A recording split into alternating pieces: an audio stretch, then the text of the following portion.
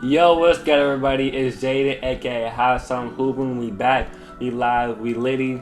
I took a little 2-day break. I wasn't feeling too well, but hey, I'm feeling better today. We get right back into the action, and I gotta do some more NBA news to talk about. I know the last video that I posted was NBA news, and of course, basketball is always going and going today.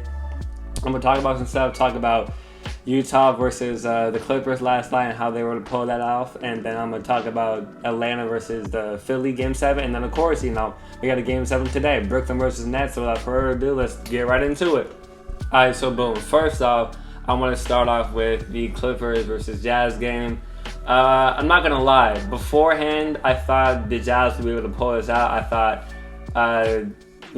Paul George has been doing great, but I don't know if, he'll be able to keep these 30-plus point games. And last night, he had a pretty good game. Only compared to the last game. He had 27, 8, and 7. But the real star of that game, as everyone should know by now, was Terrence Mann.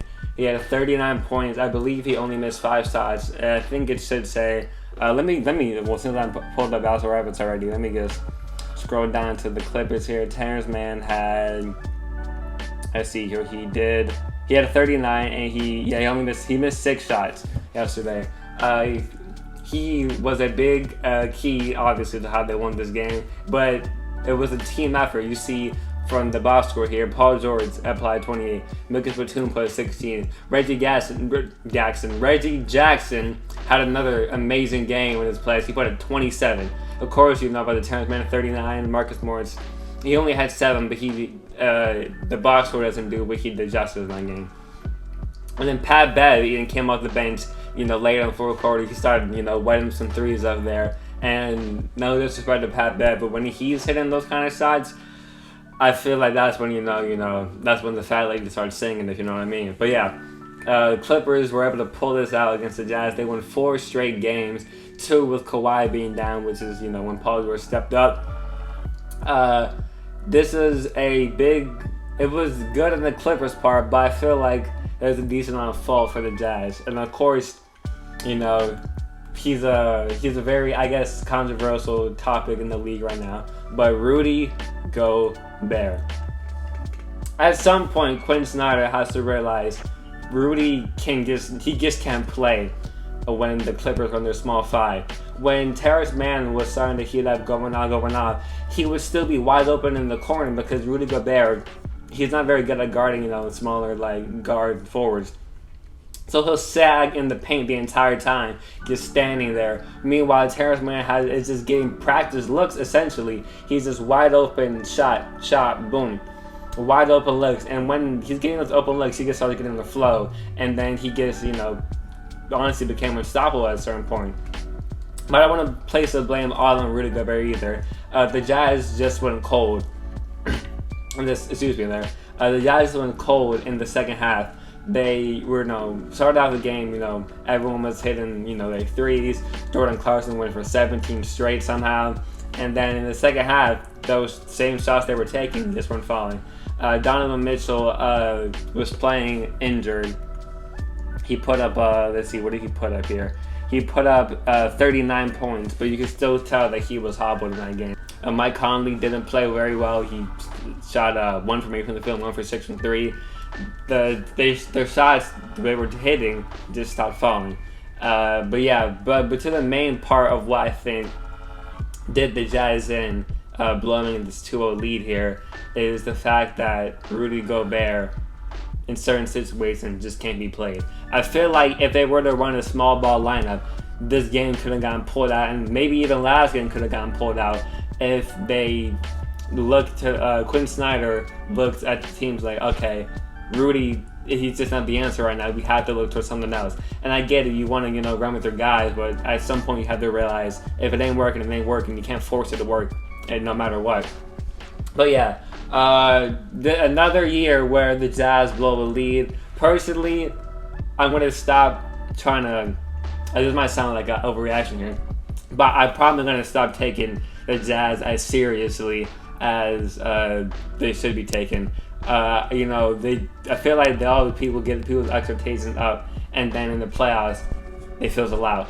I'm not falling for this again unless Personally, I believe in his Jazz team until they figure out either, I don't know, because he's making a lot of money, but maybe they might have to look into getting rid of Gobert. I don't take this Jazz team seriously with Donovan Mitchell and Rudy Gobert being the two-head pieces. I guess I'm seeing happening, so yeah. But yeah, shout out to the Clippers. I kind of was correct with what I said a couple of videos ago. I said if Paul George is able to kind of go nuclear, he would be able to pull the series out, but still I was doubting them, so I was wrong on that part. But technically, I was kind of halfway wrong, so let me show you what I was thinking about that. Personally, I was kind of right, I was kind of right. You gotta give me some credit there, but yeah.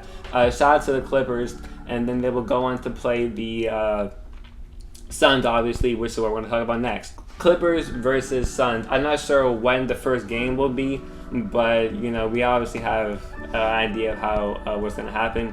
I don't think Chris Paul will be there, and I believe Kawhi will not be there either. So, two of the, I wanted to say, most important players on both teams are going to be missing out. But nevertheless, these are still NBA teams in the playoffs for a reason. The other team was a slouch. Game 1 predictions.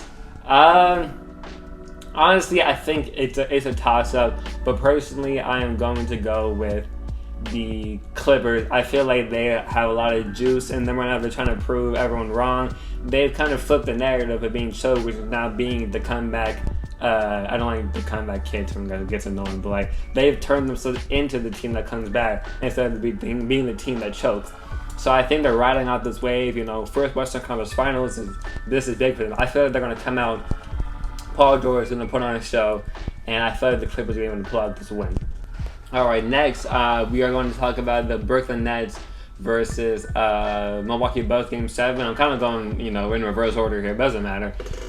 Yeah, Game 7 today. Kyrie's out. Harden's on one leg. KD, still there. I imagine KD is most likely going to play all 48. But what I'm hoping for this game is that we see Giannis guard Kevin Durant for once. He was saying, I'm going to guard Kevin Durant before, but if you wanted to guard him the entire time, why haven't you been doing it before? Just don't say that after the fact, after he's dropping, 49-point game and all this. Say guard him before he even gets a chance to do that kind of stuff. But anyways, enough about, that. I am going to pick Milwaukee tonight, and I'm going to explain why. I think Giannis, hopefully Giannis feels he, has to come out and dominate this game to, shut everyone up. I feel like he's going to come out and guard KD, and I feel like he's not going to, I hope he doesn't take any threes, and I feel like he's just going to play, standard Giannis game, drive into the basket, putting his head down low, giving rebounds, playing good defense, distributing the ball. But the most important part of this game is I think that Jrue Holiday is going to finally show up in this series. He's been mid to not good the entire series, and I feel like today is where he finally shows up.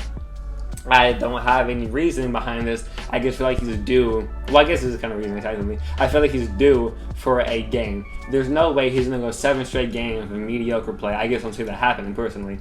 And then Chris Middleton. I know his stats on the road haven't been good, as I just forgot to take this off the screen here. Let me pull up.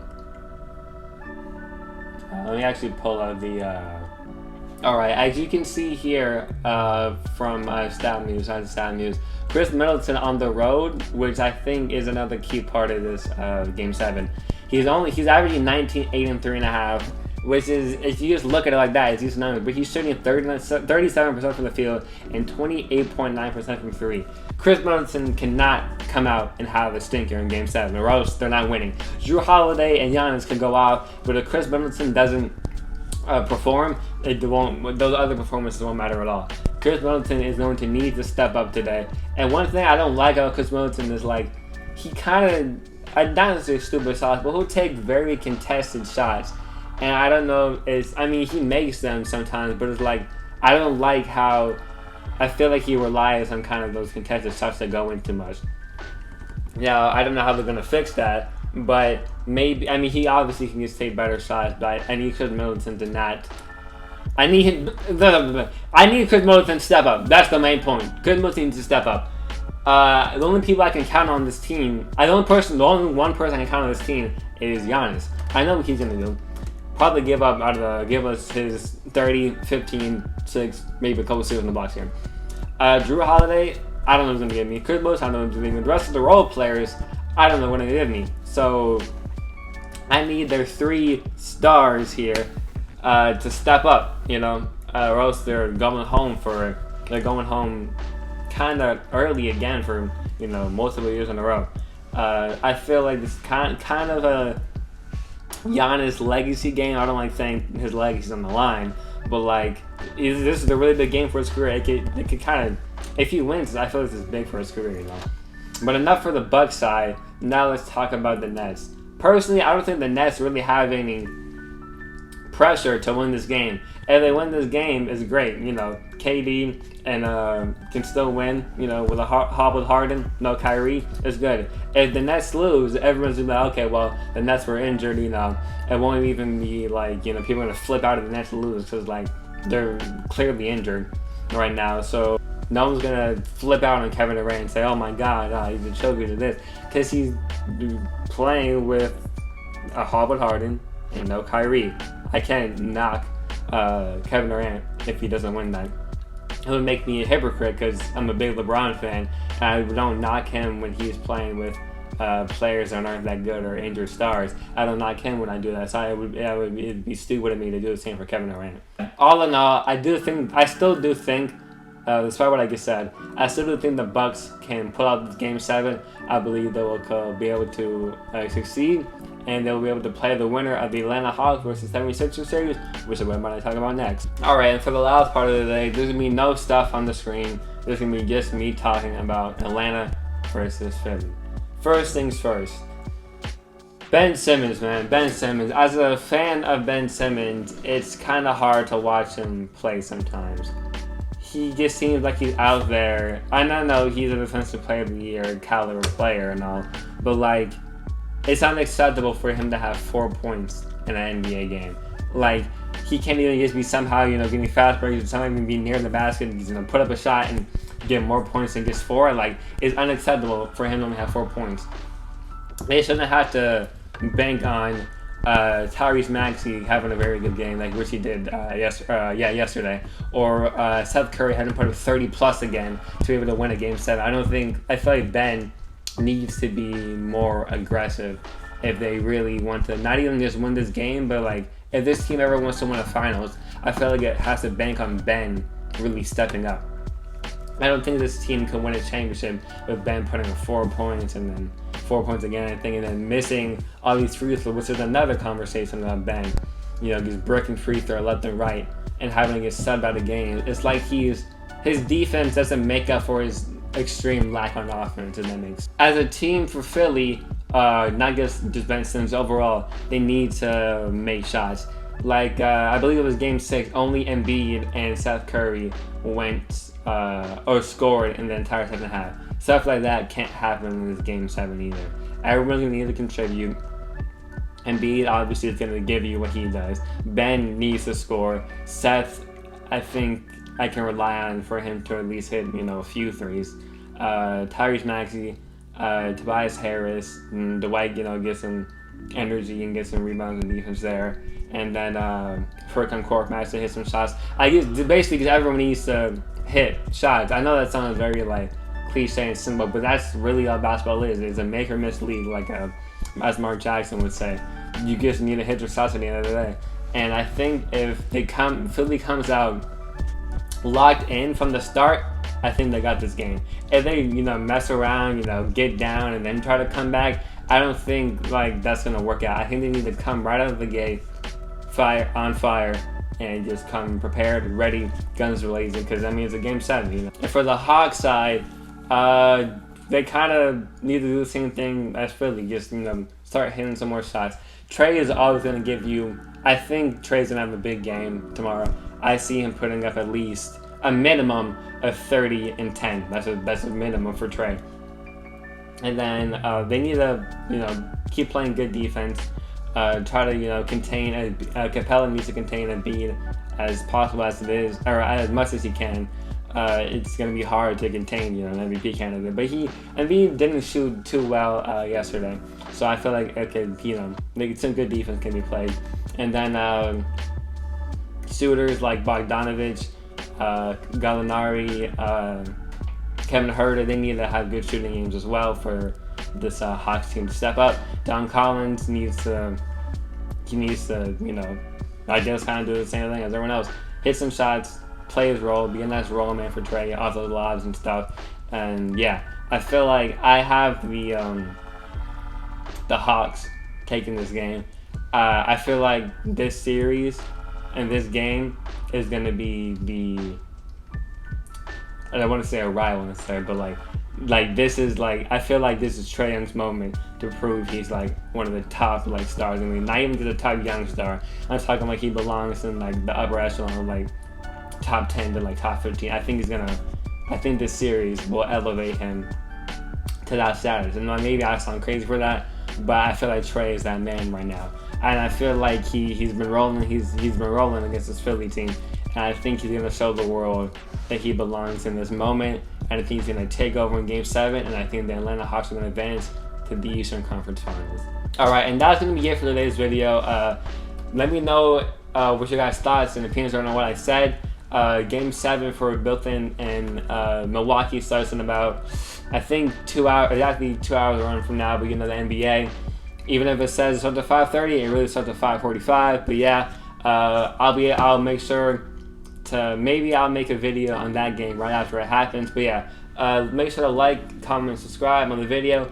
I'll be back in a few days. I'll see y'all soon. Peace.